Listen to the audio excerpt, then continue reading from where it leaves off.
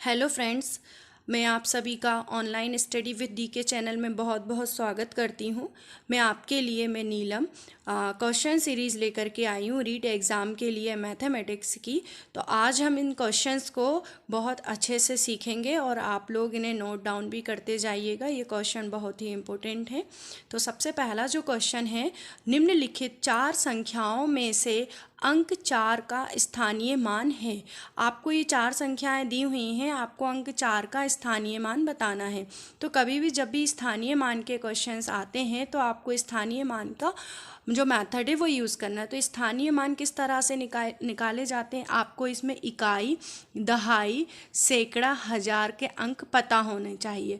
तो जैसा कि हमारे पास ऑप्शन में 400, 4000, 40,000 इस तरह के कुछ ऑप्शंस दिए हुए हैं। तो हम सबसे पहला वाला जो नंबर है, इस नंबर में देखेंगे 4 का जो स्थान है वो कहाँ पर। स्थानीय मान मतलब होता है स्थान, उस अंक का जो भी स्थान है उसके बारे में हम यहाँ पर बात कर रहे हैं।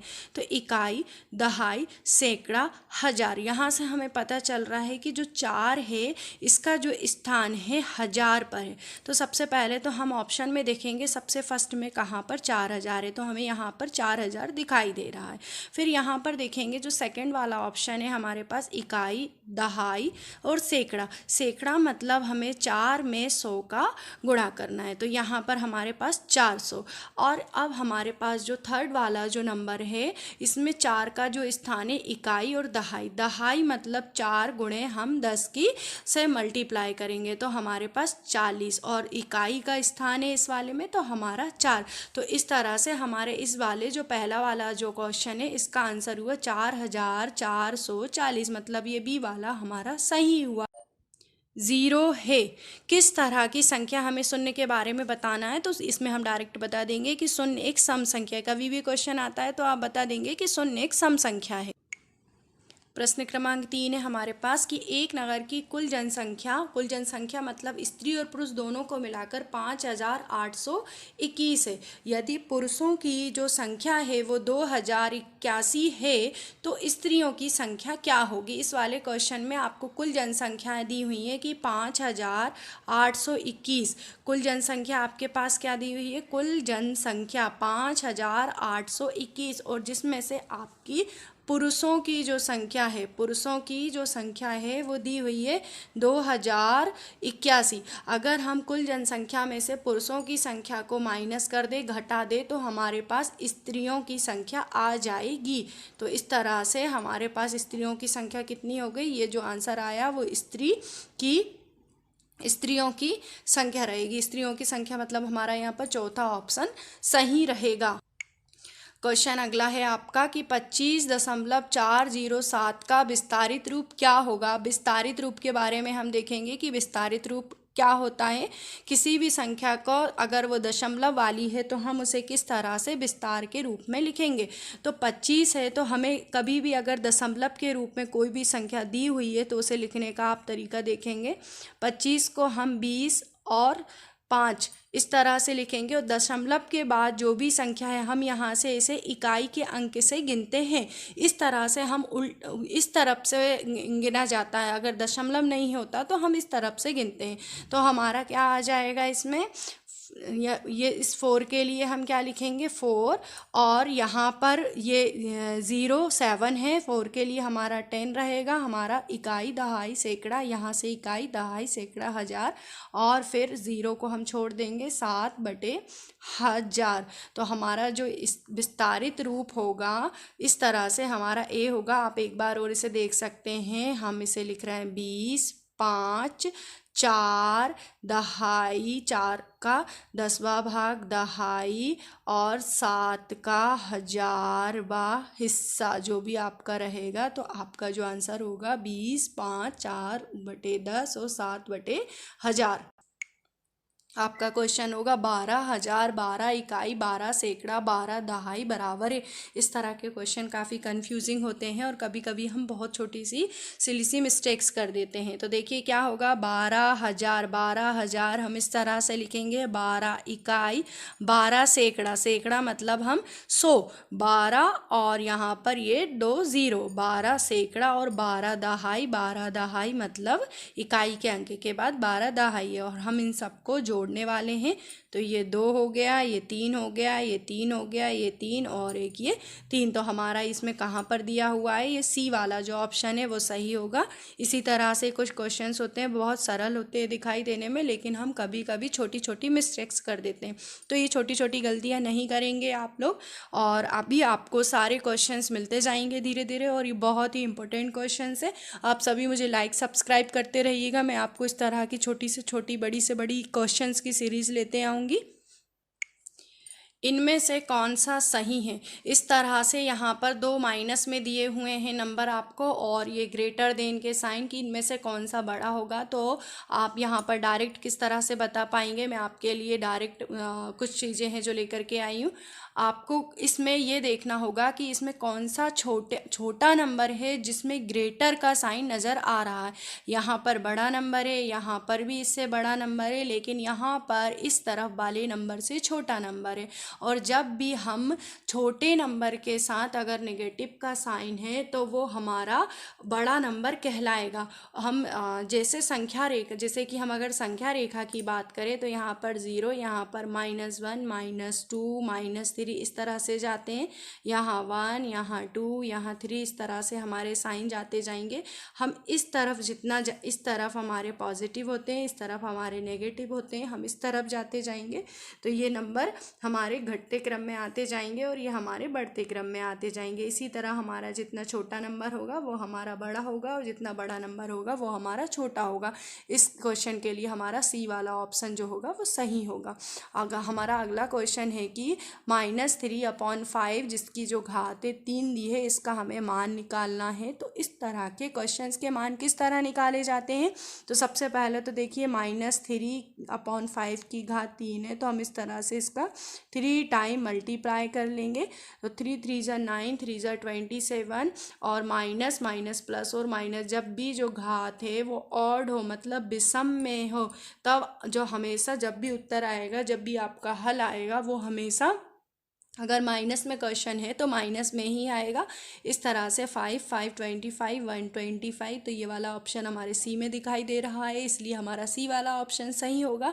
आशा करती हूँ आप सभी को मेरे क्वेश्चन समझ में आ रहे होंगे। मैं जिस तरह से सिखा रही हूँ आपका अगला क्वेश्चन है कि जिसमें 2 की जो घात है वो -7, 2 की पावर -7 को किस संख्या से गुणा करें कि गुणनफल 2 प्राप्त हो।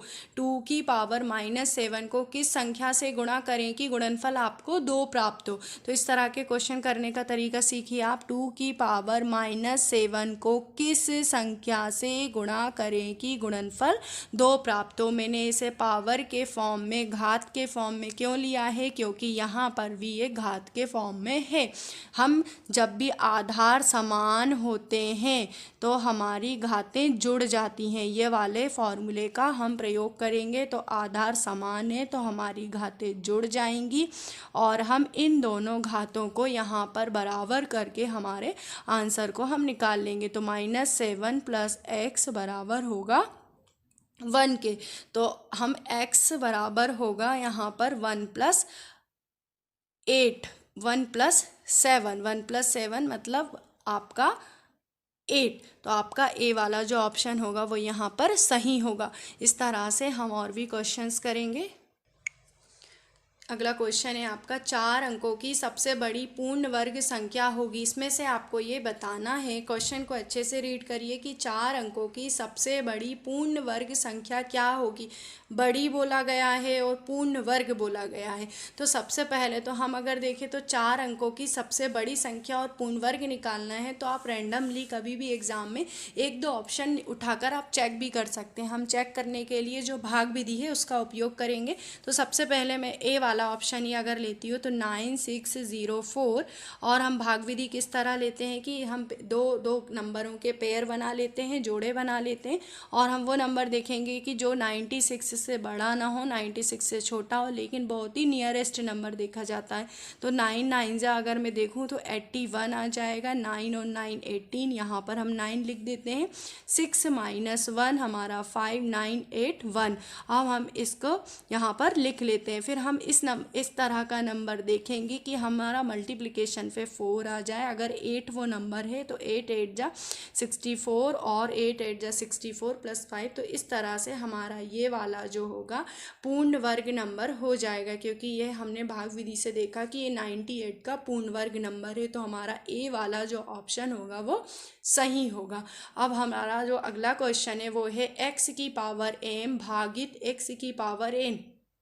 यह हम डायरेक्ट फॉर्मूले से किस तरह देखेंगे, जब भी आधार समान हो, भाग का चिन्ह हो, तो घातें हमारी घट जाती हैं। मतलब आपका ए वाला जो ऑप्शन होगा वो सही होगा।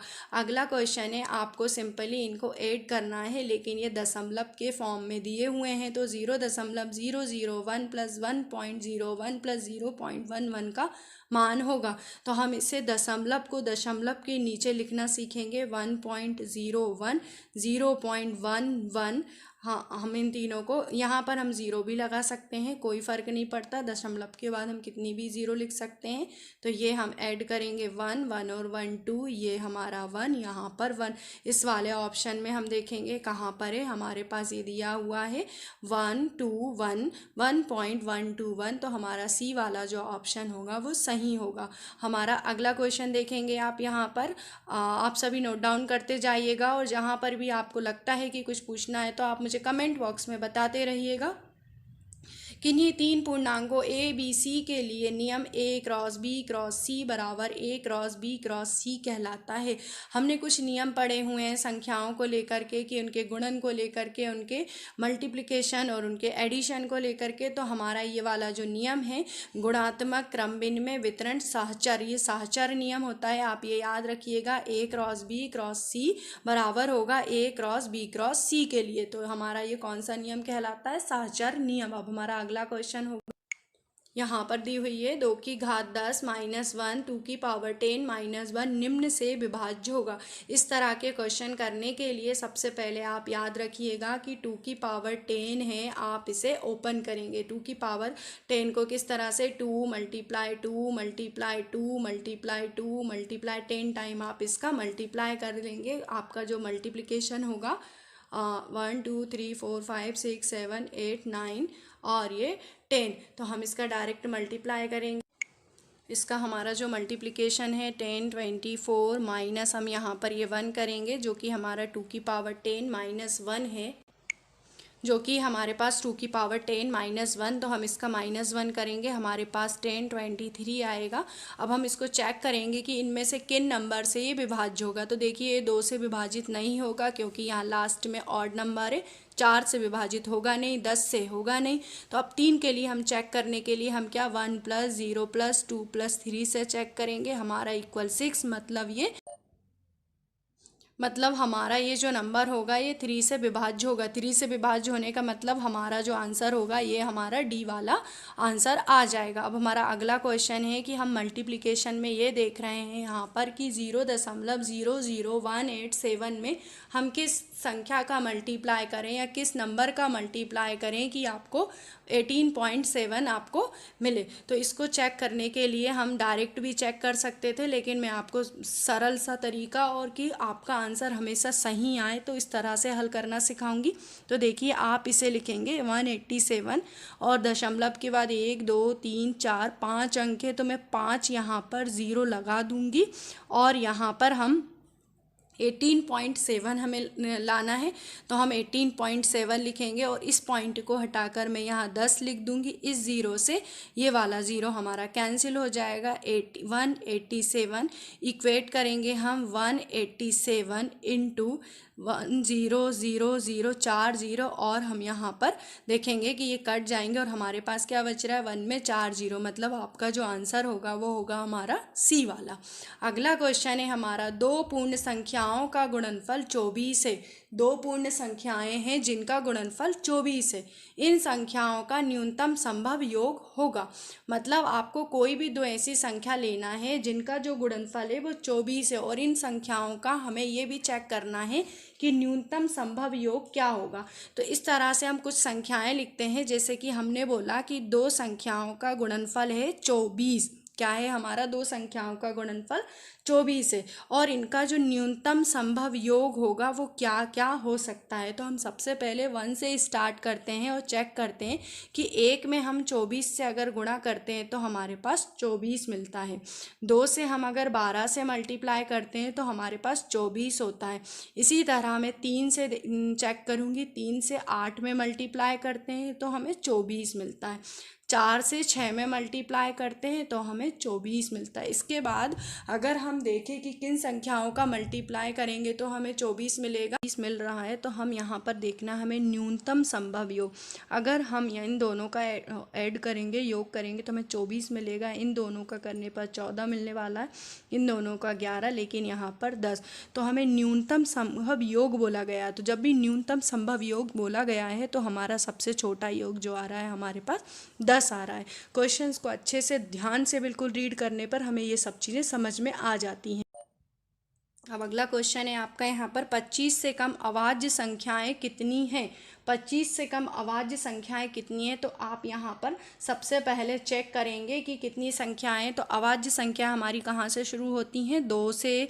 2, 3, 5, 7, 11, 13, 17, 19 और लास्ट ये 23। तो 1, 2, 3, 4, 5, 6, 7, 8, 9। तो आपका जो आंसर होगा वो 9 होगा। अवाज्य संख्याएं वे संख्याएं होती है जिन संख्याओं में खुद से ही भाग जाता है। यहाँ पर आप ये भी देखेंगे कि 2 सबसे छोटी एक अवाज्य संख्या है। अगला क्वेश्चन है आपका, दो संख्याओं का योगफल 32 है, उनमें से यदि एक संख्या -36 हो तो दूसरी संख्या क्या होगी? सबसे पहले क्वेश्चन को अच्छे से पढ़ेंगे। दो संख्याओं का योगफल क्या है? 32 है। उनमें से यदि एक संख्या -36 हो तो दूसरी संख्या क्या होगी? तो हम इस तरह के क्वेश्चन इस तरह से कर सकते हैं कि मान लो वो दो संख्याएं, एक ए है एक बी है, दोनों का योगफल जो है क्या है? 32 है। दोनों का योगफल किसके बराबर है? 32 के बराबर है। और अगर उनमें से एक संख्या, मान ली कि एक संख्या हमारी -36 है, हम ए की जगह पर हमने -36 रख दिया, प्लस हमने बी कर दिया और बराबर में 32 हो गया। तो बी बराबर हम 36 अगर यहाँ पर लेकर के जाएंगे तो ये प्लस का हो जाएगा। 6 और 2 8, 3 और 3 6। तो दूसरी संख्या हमारी क्या हो रही है? सी वाला हमारा यह आंसर हो गया। इस तरह के क्वेश्चन करने के लिए आप ए बी एक्स वाई कुछ भी मान के कर सकते हैं। बस क्वेश्चन में वैल्यूज़ जो भी दी हों उन्हें अच्छे से आप पुट करिए। आपका अगला क्वेश्चन है, 2x की पावर 3 का मान है यदि x बराबर आपको 2 दिया हुआ है तो। अब 2 दिया है मतलब x की जगह पर आपको 2 रखना है। तो इस तरह के क्वेश्चन करने के लिए हमें क्या करना होगा? सबसे पहले तो हम यहाँ मल्टीप्लाई और 2 रखना है x की जगह पर, तो इसकी घात हमने 3 लगा दी। और हम जानते हैं कि 2 की घात 3 मतलब 8, और 8 दूनी हमारे पास 16, मतलब हमारा ए ऑप्शन बिल्कुल सही होगा। आप कुछ पार्टिकुलर जो पावर्स होती है जिनका मल्टीप्लिकेशन 3, 4, 5 की पावर तक आप याद रखेंगे, कम से कम आपको 25 तक की घात के पता होने चाहिए, स्क्वायर के भी, वर्ग के भी और घन के भी। तो अब हम देखते हैं अगला क्वेश्चन। अगला क्वेश्चन बताने से पहले मैं आप सभी से कहना चाहती हूँ कि अगर आपको मेरे जो भी समझा रही हूँ अच्छे से समझ में आ रहा है तो प्लीज़ मेरे चैनल को आप लाइक, सब्सक्राइब और कमेंट करना ना भूलें। आपके क्वेश्चंस आप मुझे कमेंट के फॉर्म में दे सकते हैं और मैं वहाँ से कोशिश करूँगी कि मैं सारे कमेंट्स के आंसर दे सकूँ। अब हम अगला क्वेश्चन देखते हैं। हमारा इस तरह होगा, यदि माइनस का अर्थ गुणा है, गुणा का अर्थ प्लस है, घन ऐड है, प्लस का अर्थ भाग है और भाग का अर्थ माइनस है, तो हमें इस जो ये भी हमारी समीकरण दी हुई है इसका हमें मान निकालना है। इस तरह के क्वेश्चन एग्जाम में काफ़ी कंफ्यूजिंग करते हैं। तो हम सबसे पहले यहाँ लिखेंगे माइनस को हम बदल रहे हैं गुणा में, और गुणा को हम बदल रहे हैं प्लस में, और प्लस को बदल रहे हैं हम भाग में, और भाग को बदल रहे हैं हम माइनस में। अर्थात हमें इन सभी में इस नंबर को, इस चिन्ह को रखना होगा।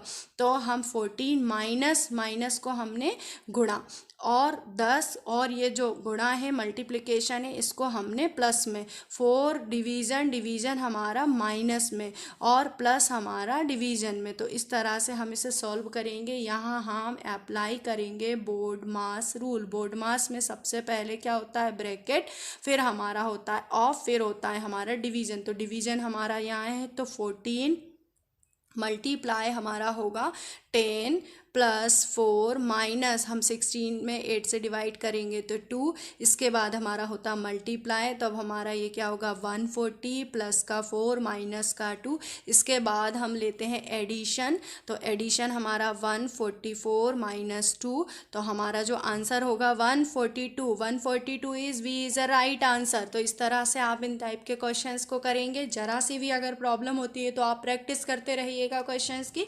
अगला क्वेश्चन है हमारा, घटाकर किलोग्राम में उत्तर दीजिए। आपको इसको घटाना है 23 किलोग्राम से 4,317 ग्राम को घटाना है और आपको किलोग्राम में आंसर देना है, आपको किलोग्राम में उत्तर निकालना है। जब भी इस तरह के क्वेश्चंस हो, आपको यूनिट्स अगर याद नहीं है तो यूनिट्स याद कर लीजिए। आपको यूनिट्स याद होना बहुत ही ज़रूरी है काफ़ी, जैसे किलोग्राम, किलोमीटर, मीटर, इन यूनिट्स को किस तरह से बदलते हैं, तो आप ये यूनिट्स याद रखेंगे। सबसे पहले मैं आपको बता दूं कि 1 किलोग्राम में कितने ग्राम होते हैं, 1000 ग्राम होते हैं। अब हमें 23 किलोग्राम और 4,317 ग्राम, तो हम 23 किलोग्राम में कोई भी बदलाव नहीं करेंगे, लेकिन 4,317 ग्राम को हम किलोग्राम में यहाँ पर बदल देंगे। तो 1 किलोग्राम में अगर 1000 ग्राम होंगे तो 1 ग्राम में हमारे 1/1000 किलोग्राम होंगे। तो अगर हम यहाँ पर 4,317 ग्राम को किलोग्राम में बदलेंगे तो हम 4,317/1000 लिखेंगे जब ये हमारा किलोग्राम में बदल जाएगा। तो हम यहाँ पर 1 2 3 अंक से पहले हम यहाँ पर दशमलव लगा देंगे तो ये किलोग्राम में बदल जाएगा। अब बोला है कि घटाना है, किस किस को घटाना है, 23 किलोग्राम में से 4,317 को, तो हमने ये लिखा 23 किलोग्राम और हमें घटाना है 4.317। ये दोनों हमारी यूनिट हैं जो इसकी किलोग्राम में हो गई। अब हम घटाएंगे, 10 में से 7 गए हमारे पास 3, 9 में से 1 गए 8, 9 में से 3 गए 6, 2 यहाँ पर हुए, 12 में से 4 गए 8 और ये 1। तो हमारा देखेंगे यहाँ पर कहाँ पर किलोग्राम लिखा हुआ है, 18.683 हमारा जो डी वाला है ये हमारा राइट आंसर होगा। इस तरह के क्वेश्चंस में आप छोटी सी भी मिस्टेक अगर करते हैं तो आपका आंसर गलत आ जाएगा। बहुत ध्यान से करिएगा इस टाइप के क्वेश्चंस। आज के लिए हमारा जो लास्ट क्वेश्चन है वो है, 50 विद्यार्थियों की एक कक्षा में 40% लड़कियां हैं, कक्षा में कितने लड़के हैं। 50 विद्यार्थियों की एक कक्षा है, मतलब कुल विद्यार्थी जो हैं आपकी कक्षा में कितने हैं, हमारे पास 50 विद्यार्थी हैं। कुल विद्यार्थियों में आपके पास कितने हैं, 50 विद्यार्थी। इसमें से आपके पास जो है 50 में से जो 40% है वो क्या है, लड़कियां हैं। तो आपको लड़कों की संख्या निकालनी है। अपने प्रतिशत के बारे में पढ़ा होगा, हम किस तरह से प्रतिशत निकालेंगे कि 50 का 40% जो है वो क्या है, लड़कियां हैं। तो 50 हम गुणा का साइन लगाएंगे और 40 हम 100 लिखेंगे। ये दोनों ज़ीरो कैंसिल, 5 को 20, मतलब आपके पास 20 लड़कियां हैं। अगर 50 में से 20 लड़कियां हैं तो अगर हम घटा देते हैं तो हमारे पास 30 क्या हो जाएंगे, लड़के हो जाएंगे। तो हमारा जो राइट आंसर होगा वो होगा डी। इस तरह के क्वेश्चंस अगर प्रतिशत में आते हैं और कुल नंबर दिए हुए हैं तो आप इस तरह से इन्हें हल कर सकते हैं। अब मैं आपको नेक्स्ट क्वेश्चन सीरीज़ लेकर के आने वाली हूँ बहुत ही जल्दी ही, और आप सभी का बहुत अच्छे से धन्यवाद। आज के लिए इतने ही क्वेश्चंस, मैं बहुत जल्दी और भी क्वेश्चंस लेकर के आऊँगी। आप सभी इन क्वेश्चंस की अच्छे से प्रैक्टिस कर लीजिएगा।